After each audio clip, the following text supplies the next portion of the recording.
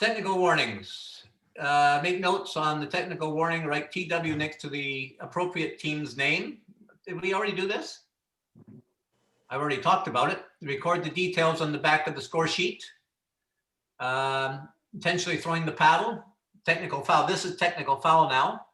All right, so this is going through some of the 13 Gs that we just did. So I'm going to quickly go through it, knowing that we've already covered it. Extreme objectionable language, threats, losing referee's challenge, when no timeouts, intentionally throwing the paddle. Yes, extremely unsportsmanlike behavior.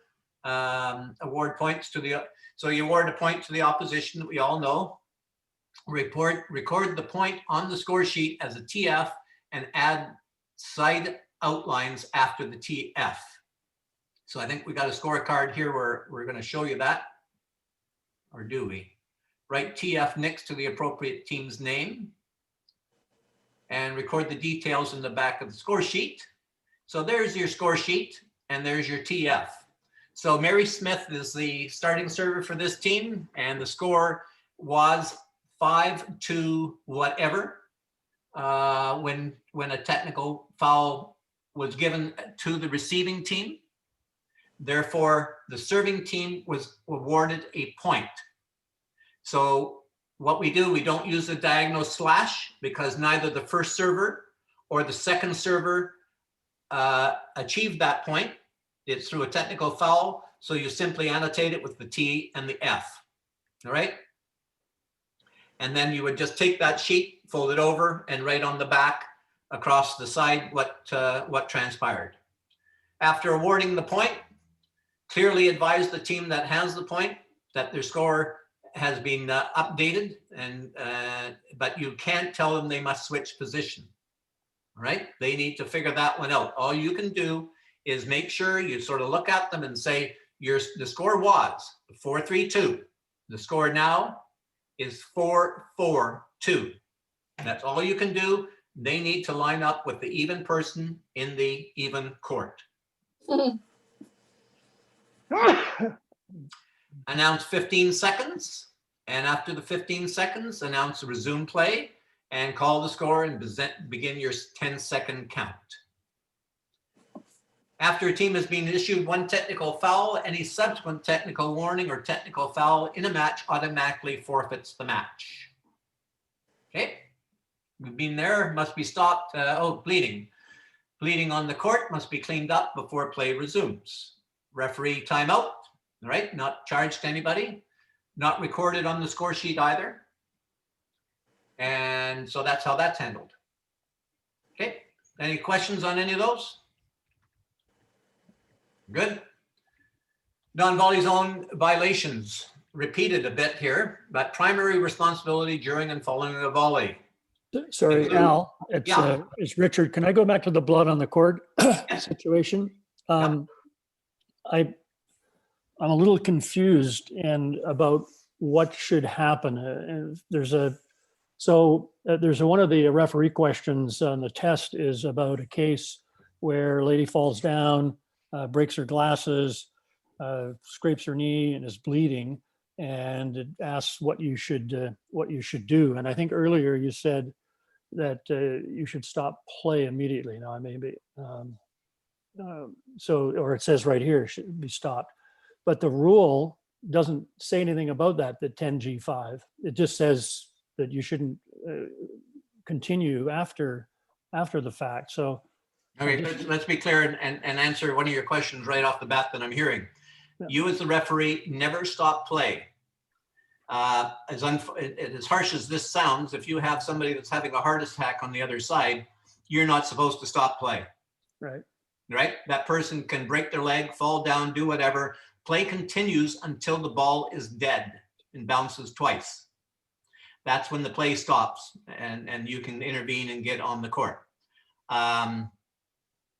So the same with blood. Somebody falls down, breaks their glasses, cuts their nose, and we have blood all over the court. The ball is still alive. That rally must finish before we do anything. As soon as that rally has finished, we then stop play. We record the score as it happened. And then we call a referee timeout. We call for somebody to clean up the blood. And if it's only a blood situation and there's no medical staff involved, then we just simply can resume play after the bleeding and the blood has been cleaned up. Simple as that. So you allow play to continue until a fault occurs, Yes. and then proceed to deal with Yes. the. Yeah. You never stop a rally in progress. So there is no time limit for a referee timeout. That's correct. In So now- the case so- you said, if I drop my glasses and it break, can the referee call the timeout to sweep the glasses from the court? Yeah. That would be something that would have to happen. Absolutely. There's glass on the court. Yep. Okay, thanks. You know, a referee can call a referee timeout, and this is a good one. And this is one that, I have never really thought of doing, especially when I was learning.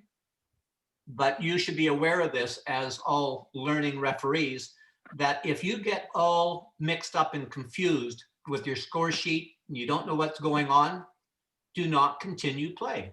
Simply put your hands in the air and go, timeout. We're going to have a referee timeout. Turn around, square yourself off, figure out what you've got, get your scorecard sorted out, and go 15 seconds, please. Players are ready, call the score. So you can take a timeout for yourself if you are confused on something, you got your score sheet the wrong way around, you forgot who's second server, whatever it might be. You might even have to ask the players for some assistance on saying, excuse me, but I just got my peg fell off. I'm not figuring out who is the second server here. Who's playing around with my score sheet? So just in terms of this slide with the blood on it now, Yes. so the concept of must be stopped is in fact not during the rally, after the rally. What must be stopped is the bleeding. That's right. And, Okay, and so after stop that playing. rally has concluded. Correct. Okay. Okay. Hey Al, what if somebody's got blood all over their shirt, their shorts? How do you deal with that? Well, that's what somebody already asked, and I would suggest that we want to get it cleaned up best we can. And if they've got another shirt, another pair of shorts, then they're going to get that on, and you're going to give them time to do that, which is reasonable, right? And I'm not talking 10 minutes here. So they have to have it close by and to do it. Otherwise, you're going to have to run to the washroom, get some paper towel, and try to clean it up and get it fixed up best they can. Okay. Now, look, I've done thousands of games now, and I've had blood situation a couple of times. And normally at tournaments now, the tournament director has a maintenance group that are there with buckets and detergent to do that cleanup with brushes and to get that done in the quickest amount of time available, because they know that it's going to put that court out of business, and they can't afford a court to be out of business for any length of time during a tournament. Right? So there you have it. That's how you deal with it. Nope, lost my button there. All right, non-volley zone. Haven't we already been here? Yeah. Well, okay. Primary responsibility during the volley includes the player's momentum. Again, anything moving towards that non-volley zone line, you're going to be watching with the sharpest eyes you've got going on. Patrick Fung, what does he keep on doing here? Anybody else seeing that on here? Yes, Are you? yes. Is that you, Patrick? Not Patrick sure what Fung? you're seeing, Al. You've got a little bit of a dot, red dot. Somebody's using a highlighter and is on my score on my PowerPoint. Anyway, ask him to stop doing that if you could. Includes the player's momentum. We got that. Anything the player is wearing or carrying or contacting, touching the non-volley zone. Again, we've already been there. Your hat comes off, your eyeglasses come off, your earring, whatever it might be. You call fault immediately as soon as the infraction occurs. And again, we follow that up with point, second server, or side out, depending on what it is. After being in the non-volley zone, the player cannot legally volley a ball until both feet have contacted the playing surface outside the non-volley zone. Pushing off from the non-volley zone is a violation. I know last year's nationals, I go to this situation. We had center court. I had a new referee, certified referee, looking after it. Dave Weinberg was one of the players who's on the court. And anybody knows the Badger Weinberg, he's a very defensive player, very quick on his feet, very sharp movements. And he pushed off from the non-volley zone twice to get a ball that was over his head. So he pushed off and his toe was just on the line. And he went overhead and he volleyed that ball. And she got him twice for that infraction. And she just looked at him and went, you know, I've never been called on this before. And she got him twice on the same shot in the same match. So really good for her to be able to watch that where his toe was just on that line. He pushes off backwards, goes in the air, no feet touching the court, and hits that ball back, drive down the middle. It's a fault because he pushed off from the non-volley zone. So that's a bit of a different fault from the non-volley zone. Normally what we're used to seeing is momentum going towards it. They volley that ball. They can't arrest their forward momentum in time, and their toe touches that line and therefore becomes a fault immediately that happens.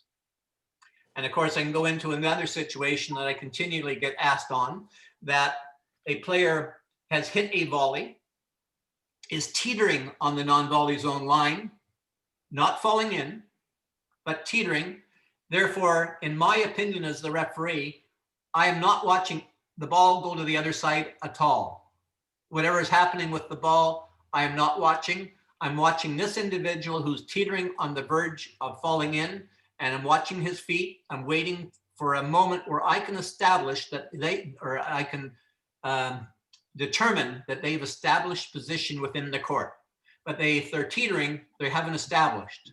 And if the ball goes back and forth between his partner and the other side, 5, 6, 10 times, doesn't matter how many times, and that ball, and he falls into that non-volley zone line, it's a fault based on that original play, right?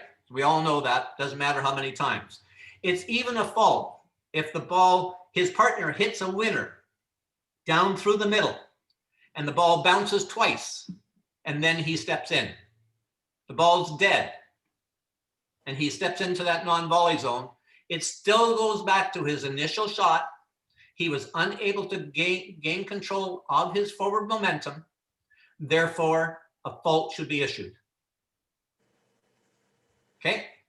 Again, this is where I look around the room and I see if there's any faces that are puzzled and don't understand that. And I'm only seeing about 4 or 5 faces here. So anybody got any problem or question with that one? Can we go back to the previous slide about things going into the non-volley zone from the player? Well, anything that comes off a player. What about if it's your partner? What about as you're trying to regain your momentum, you end up bumping your partner and your partner goes in? Your partner didn't hit the ball. And if he's in and and you're still touching him, or you bump him and he goes in, if you bump him and he goes in and there's no separation, there's separation at the time he touches that non-volley zone, there's no fault on you. However, if your partner is standing with his toe on the non-volley zone line and he comes to rescue you and pull you out, therefore through electricity that would be flowing through you both, that would be a fault. You follow that one? Yeah. Right.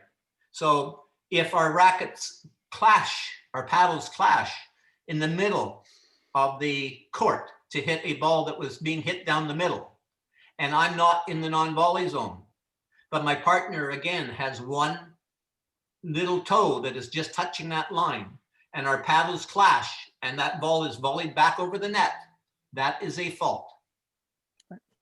The rule of electricity. Well, it's not electricity, but that's what I use it as an example that it was flowing at the time and there was no definitive break in there. Now, if there was a break and we know that I hit it and my partner didn't touch it, albeit he was standing in the non-volley zone, but he didn't touch the ball, then there's no penalty. But if our paddles clash, he's in there, then boom, then it's a fault. So, but isn't it true that if and maybe I've got this incorrect, but if if I'm playing a volley and my hat or my glasses fall into the non-volley zone while I'm doing that, is that a fault? Absolutely. Yes, but it's actually not what I'm wearing, carrying, or It's contact. only a fault Oh, if the okay, ball it's didn't if- bounce. Yeah, if you make a volley Yeah. outside of the non-volley zone and anything you was on your person falls into the non-volley zone Right, or touches the non-volley zone line, that is a fault. yes. Okay, simple. So what about a But the clash pro- of paddles and you knock your partner's paddle into the non-volley zone? Fault. Fault. Yeah. Can you go over how Ernie's are addressed? We're going to talk about that coming up. Okay. But if the ball bounces and your sunglasses fall in the non-volley zone, that's not a fault, correct? Absolutely, it wasn't a volley. Yeah. Right. Okay. And we all know that any player can stand in the non-volley zone, is not required to leave the non-volley zone, and could play bouncing balls all day long. True or false? True. True. Any falses? All right, you're all right. Person can stay in there all day long. They become a big target, but they can stay in there. More non-volley zone. After being in the non-volley zone, a player cannot legally volley a ball until both feet have contacted the playing surface outside the non-volley zone. Pushing off from the non-volley zone is a violation. We already talked on that one. When crossing through the non-volley zone, both feet must contact the playing surface outside the non-volley zone before the ball can be legally volleyed. Right? Clear? We're going to do a couple of diagrams that are going to just show you a little bit better on this one. A player nor their equipment can never legally touch the net, the post, or the opponent's court surface while the ball is in play. And the key there is while the ball is in play. And that one, again, is a really difficult one for the referee to be catching. You're watching the non-volley zone. You're watching the feet at the non-volley zone. A person is doing an Ernie and going towards that net post. They might be coming towards you because you're standing right behind that net post. You have to have watched their feet before they take off. You have to watch their feet that are transiting the non-volley zone. You have to watch their feet as it lands outside the court on the playing surface outside the non-volley zone. Did it touch any of the lines? Now, before the ball is dead, did they touch the net? Did their clothing touch the net? Did they touch the net post? Same thing, before the ball is dead. The ball is not dead until it bounces twice. So there's really a timing issue in there as well. You know, yes, we've got them touching the net post, but it's not necessarily a fault if the ball was dead. All right? Somebody talking there with their mic open.